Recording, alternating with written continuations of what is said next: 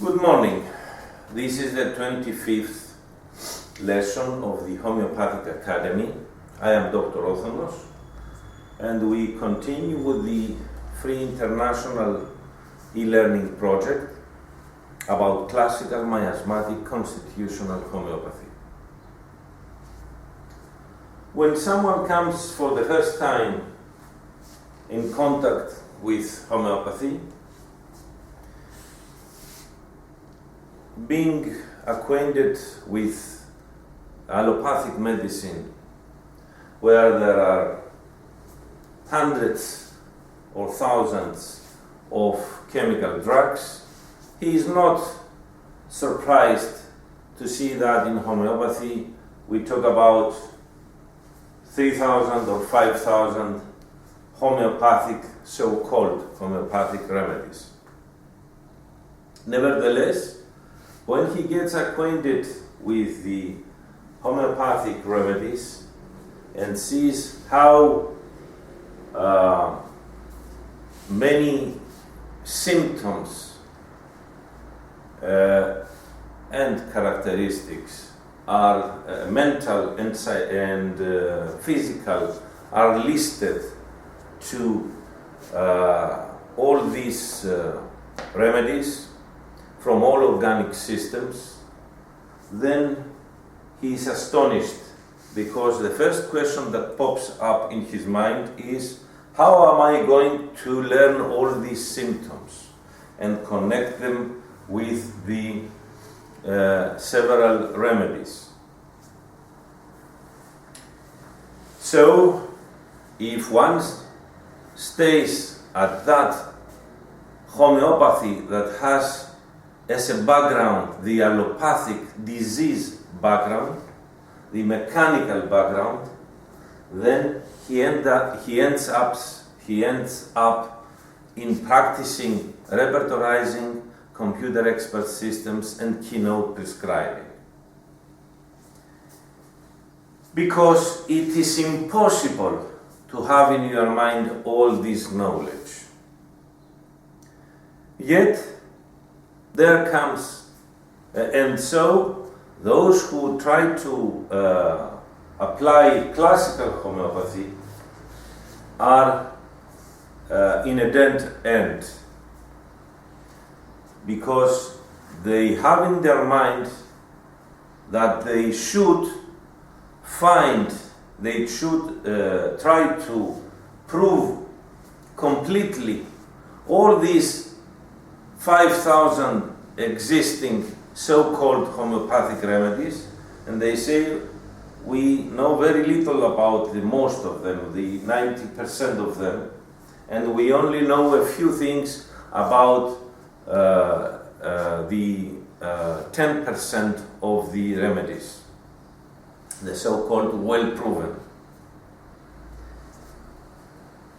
And they say that if we even find and prove well and identify all these 5,000 homeopathic remedies that keep getting more and more all the time due to the provings,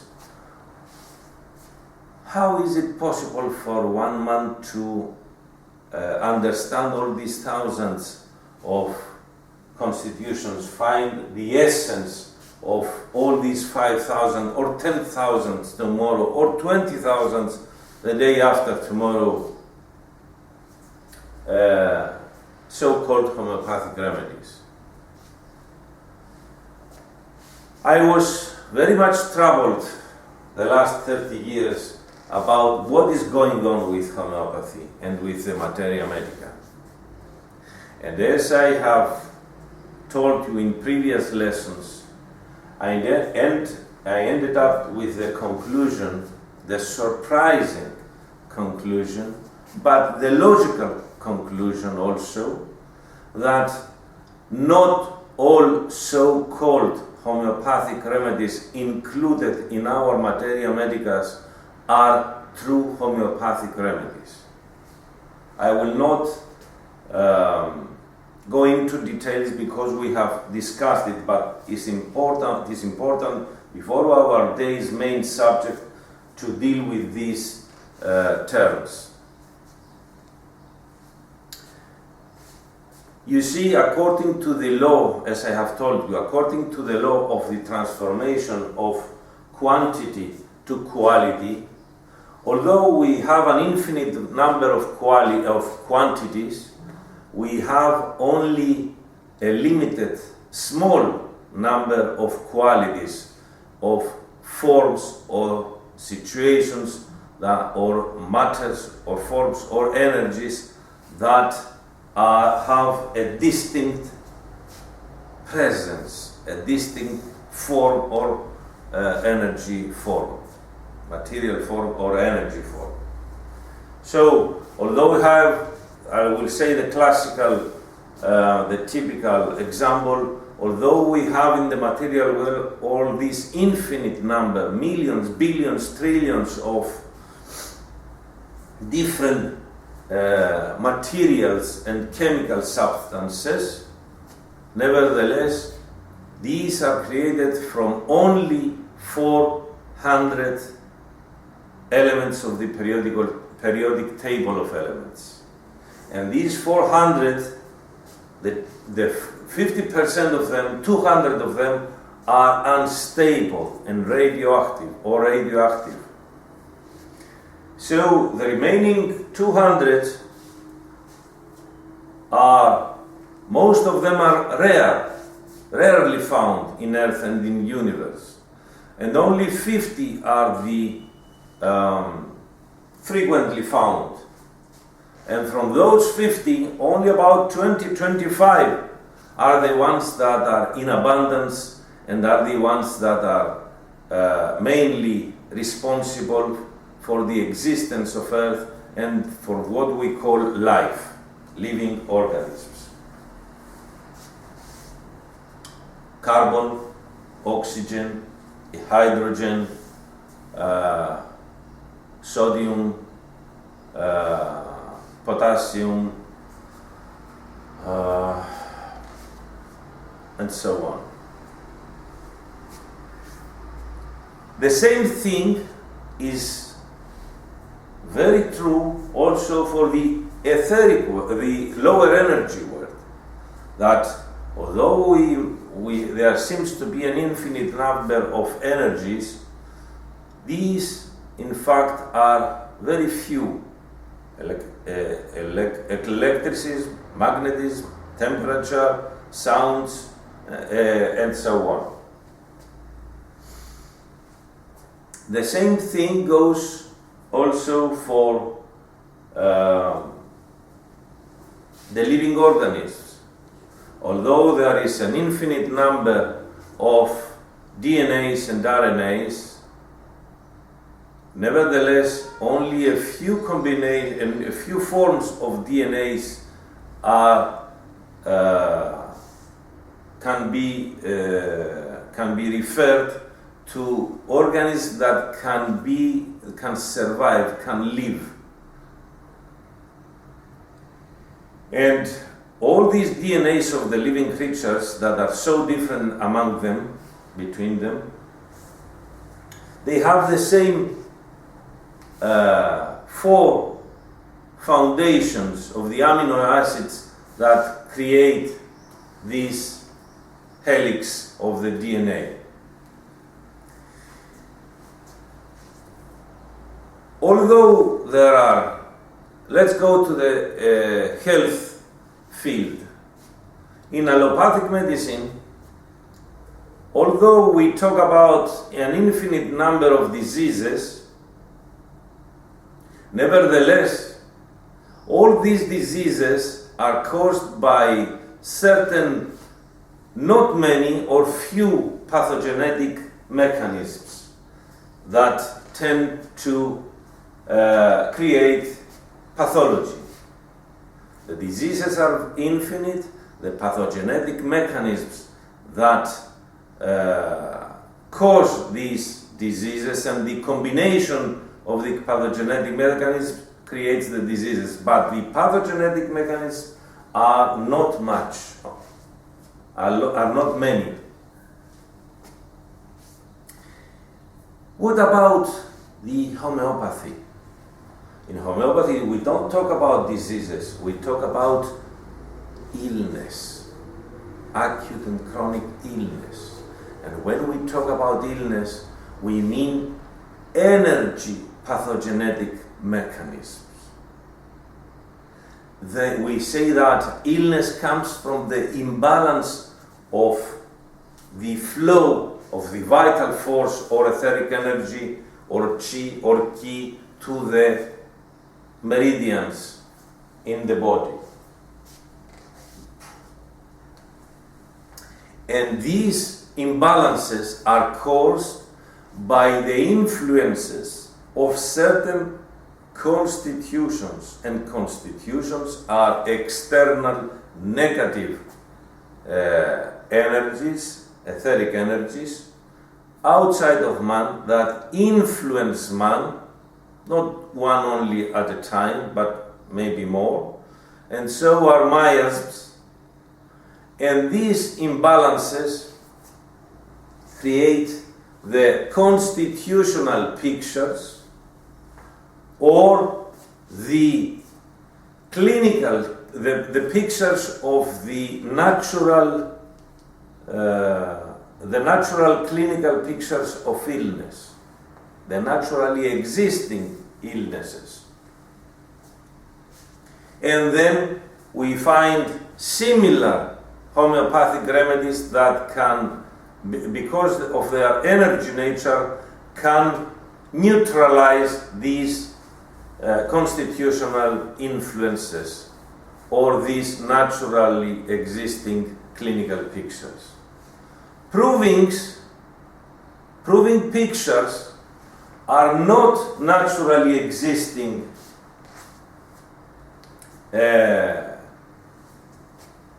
pictures. Some of them have similar naturally existing pictures. The great number, the 90 and more % of the toxicology pictures, of the proving pictures, of the artificial illnesses that are created by the procedure of proving do not correspond to naturally existing clinical pictures, that is, to constitutional influences. It is very important to understand this because there is a confusion. We have confused proving pictures with materia medicas. Proving pictures consist of experimental, artificial, toxicology pictures. They don't always exist in nature. They don't always have corresponding similar pictures in naturally existing illnesses, pictures, pathological pictures. In materia medicas, we should only include those homeopathic remedies that are proven that we have found out and confirmed that can cure, that have not partial similarity but complete similarity with naturally existing illnesses, with naturally existing constitutional influences. In materia medicas, we have information from proving and information from clinical data. We should not call any remedy that has been produced by certain plants or minerals, but has a partial picture and doesn't have complete similarity with any acute or chronic illness. You should think and consider an astonishing fact that I have discovered and confirmed 30 years in clinical practice, that from the repertory of chem that has about 800 so-called homeopathic remedies, about 50, 60, 70 the most are the ones that should be called chronic remedies, chronic homeopathic remedies. And about 200, 300 are the ones that, 100, 200 are the ones that should be called acute homeopathic remedies for acute illnesses. The other 600 should not be called homeopathic remedies because they are but proving pictures that don't have corresponding pictures in acute or chronic naturally existing illnesses. And if we raise the number in other repertories and materia medicas to 5,000, just think that only 300 are, or more, or a bit more, are the ones that should be called true homeopathic remedies. The rest, 4,700, are proving pictures and not homeopathic remedies. In order to be a homeopathic remedy, homeopathic from the words, Greek words homeo, similar, and pathic, pathology, in order to have similar naturally existing illness, only then, if you have naturally existing, similar, naturally existing illness, only then this is a remedy.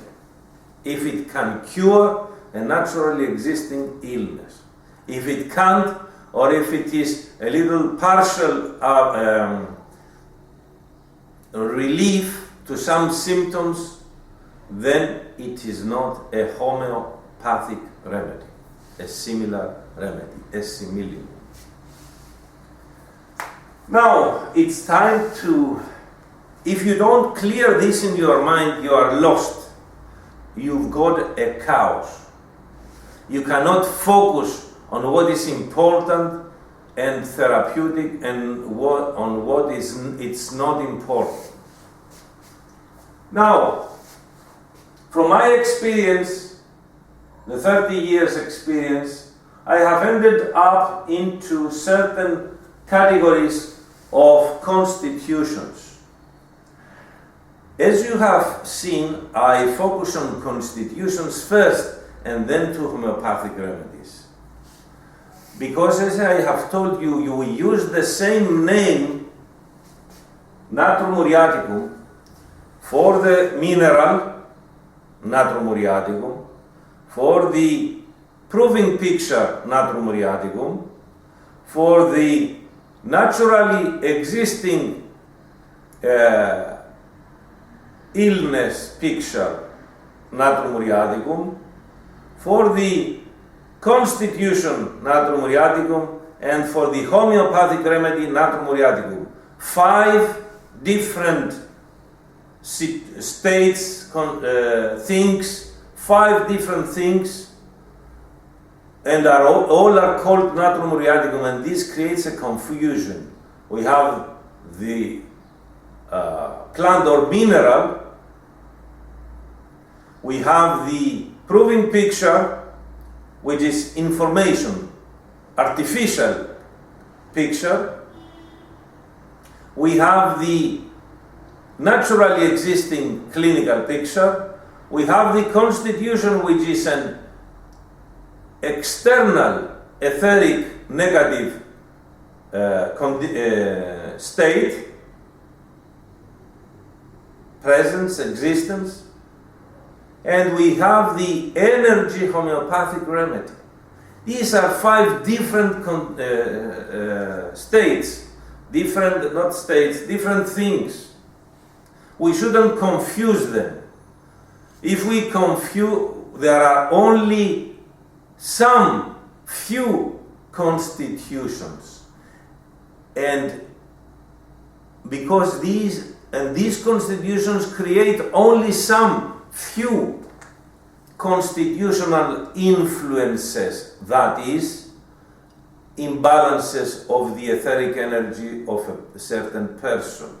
And these imbalances are only few.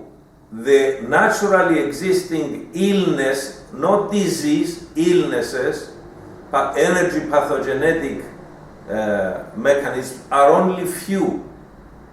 But we have an infinite number of proving pictures. An infinite number. They don't correspond to naturally existing illnesses. They are artificial conditions, artificial laboratory, experimental conditions. And we have an infinite number of minerals and plants. They don't all correspond to naturally existing illnesses or homeopathic remedies or constitutions. That's why I called the method that I teach and created and teach classical miasmatic constitutional homeopathy. We deal only with constitutional influences.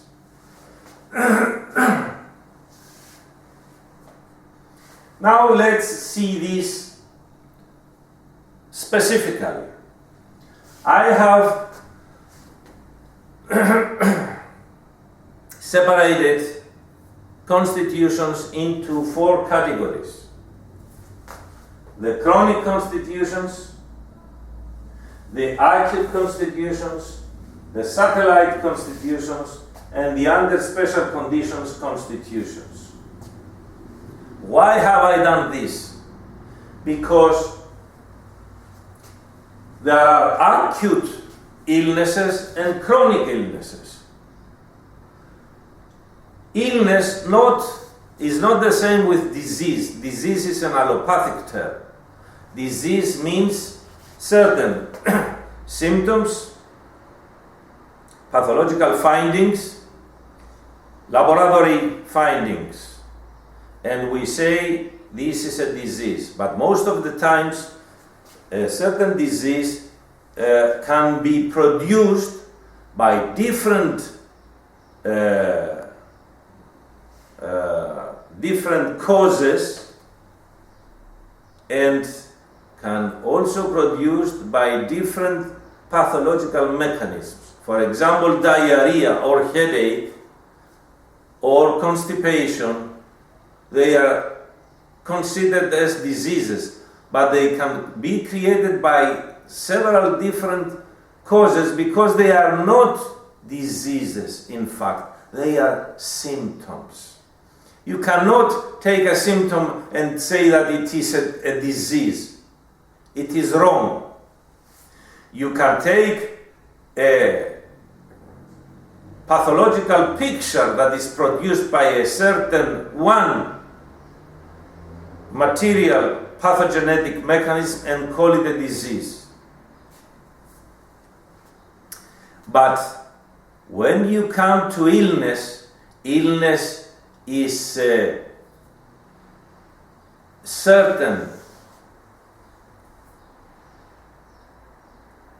pathological picture, psychosomatic, both mental and physical, that is produced by only one certain constitutional influence. In allopathic medicine, we talk about pathogenetic mechanisms. In homeopathy, we talk about energy pathogenetic mechanisms. That is constitutions. That is constitutional influences. So there are so many chronic illnesses as so many constitutional influences exist. And if we want to be more true, there are sometimes combinations of constitutional influences. So it's important to understand that constitutional influences and illnesses, naturally existing illnesses, are about the same. At a certain person, not only one constitution can influence him, not only one miasm. So we may have more chronic illnesses than one, because we may have 2 or 3 constitutions affecting the person at that time, but only one influence is the dominant one, the main one. Don't forget that constitutional influences are combinations of miasms at certain percentage.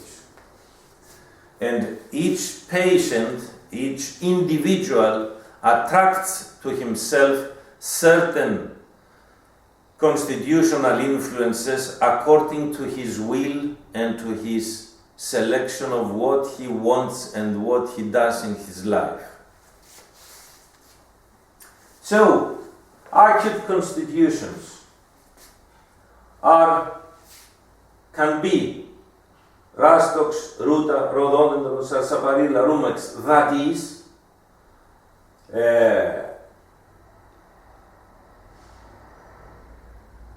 constitutional influences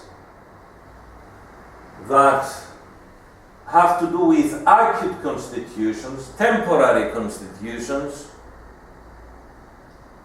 that create acute illnesses, and these constitutions do not have a full influence to the whole existence of a person. Some of them act mostly on the musculoskeletal system, some others on the urine system, some others on the respiratory system, or two systems or 3 organic systems of man. They've got a partial influence and not to the whole. This partial influence makes the acute illness, which is temporary for some hours or days, and then it leaves and we have the chronic constitutional influence. As acute constitutions, we can talk about constitutions that affect only the body and only a specific or 1 or 2, 3 specific organic systems. They don't have a characteristic, they don't create a characteristic mental condition. They don't affect both the body and the mind at the same time. Nevertheless, we have acute conditions that correspond to chronic constitutions, to constitutions that have a full picture from certainly as a characteristic mental picture, and also pictures from the body, from many or all the organic systems, or from enough of them. So the difference between an acute constitution and a chronic constitution is that chronic constitutions are similar to chronic illnesses. They produce chronic illnesses, and these chronic illnesses affect both the body and the mind, and we've got a characteristic picture of the person during the state of clinical health, during the state of pathology phase A, during the state of chronic illness. And they last for long, their influence is chronic. And in the opposite direction, we have acute conditions that are similar and correspond to acute illnesses that have to do with only one organic system, or maybe two or three, but their influence is temporary for some hours and days, and that's why, and the acute constitutional remedies that we give have to do with partial pathology to some or to one organic system, and they don't have characteristic picture apart from those remedies that are both, or constitutions that are both chronic and acute also, and can be used in acute conditions. Such chronic constitutional remedies that are frequent and basic and primary and are the ones that we use in everyday clinical practice are these: natrum muriaticum, medorinum, lachesis, lycopodium, sulfur, argentum nitricum, valeriana, platina, arsenicum, nux vomica, silica, gelsemium, thuia, iosciamus, anacardium, quina, stramonium, phosphorus, pulsatilla, calcarea carbonica. 3, 6, 9, 12, 15, 18, 20. Now, these two categories are also chronic constitutions, but they are found under special conditions, and they are most of the times temporary, but they have a clear psychological picture. And these satellite constitutions, chronic constitutions, I call them satellite because they are very relative and close to the main constitution, the one that has a broad range of influence. Tarantula and palladium, for example, are very close to platinum, but they are a little bit different. Graphitis and psorinum are very relative and close to sulfur, but they are not as frequent as sulfur. Ignatia, sepia, and natrum carbonicum are not as frequent and are very relative to natrum muriaticum. And there are other examples also. 2, 4, 7. And then there are those chronic constitutions, and I call them chronic because they've got a characteristic psychological picture, and they also affect partially or in a broader way the body. But they are a little bit temporary. Because they can be produced under certain special conditions, under extreme conditions. Aconitum, mancinella, coffea, ignatia, staph agria, cannabis indica, nitric acid, sepia, psorinum, aurum. So, if we add these, we have 20, 27, 30, 32, 34, 37, let's say 40 or 50 or 60 or 70. These are the chronic constitutions that one should prescribe when doing chronic prescription, chronic treatment, when treating chronic illness. These few are enough in order to prescribe for all chronic illnesses. That is my 30 years clinical experience.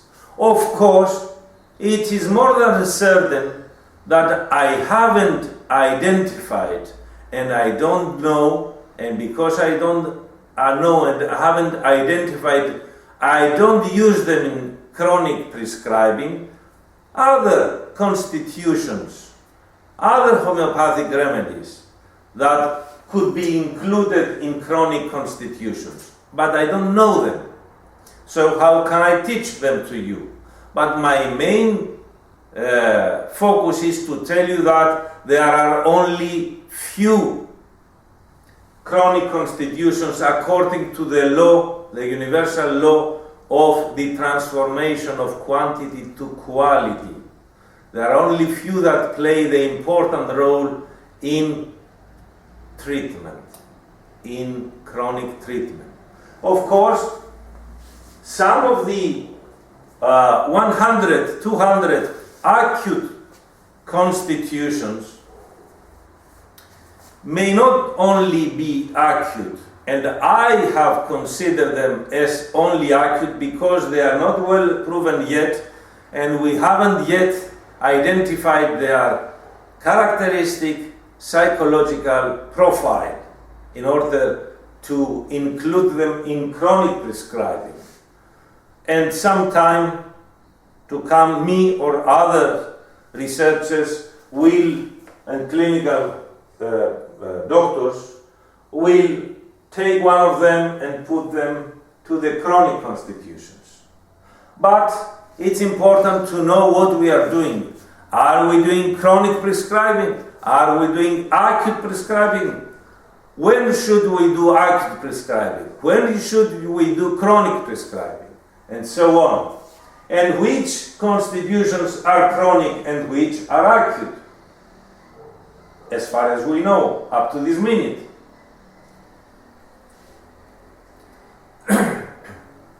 So you see, with these 50 chronic constitutions, you can do chronic prescribing very effectively.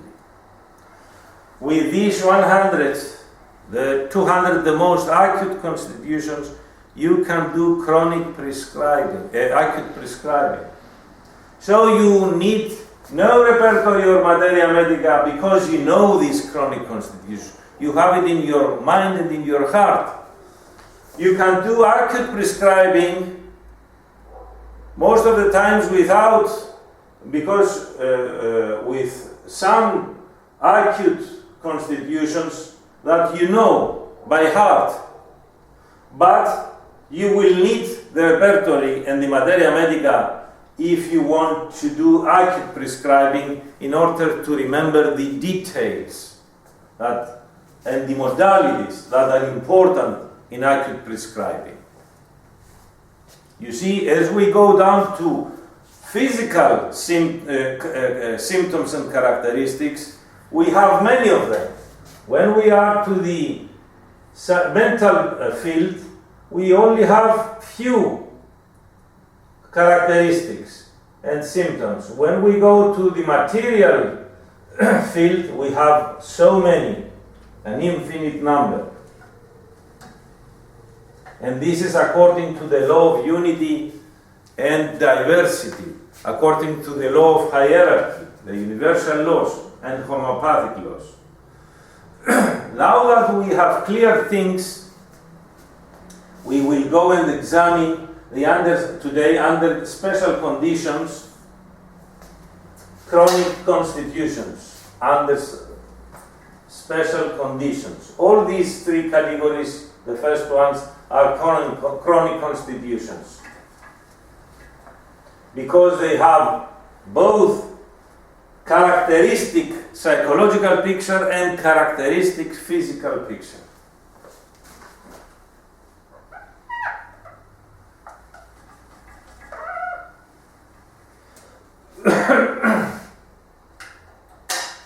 Now, let's examine each one of these under special conditions, chronic constitutions. Aconidum.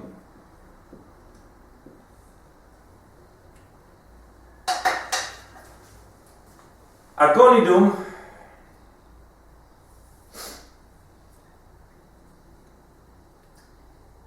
is constitution that is temporary.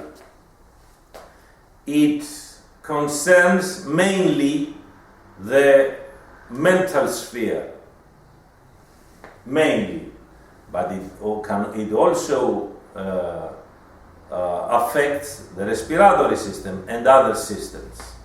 But the main thing is the prevalence of the mental sphere. Aconitum, what is the essence of aconitum? It is produced, the essence is that it's temporary, it affects the psychological sphere,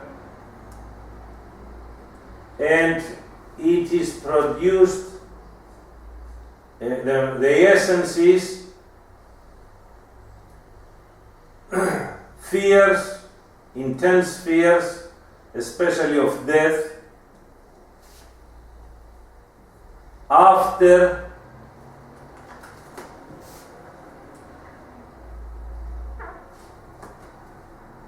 a frightful event, an intense frightful event, we have fear of death. Aconitum can be produced after a shock, a frightful shock, a fright, an intense fright. Then you have the development of the main fear of death. Fear of death that is going to happen now. You see, the physical and psychological symptoms are so intense, such a turmoil, such a gale, that a person says and is sure that if I feel such intense symptoms, then surely I am going to die now, or in a few hours, predicts the time of his death, or in a few days. I will not get away with it. I am doomed. This is the essence of aconitum. This essence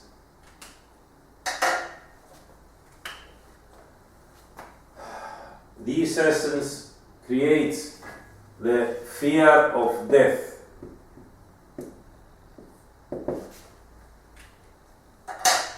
Now, at this very minute, intense symptoms, physical and mental, that is anxiety. 3, anguish. 3, restlessness.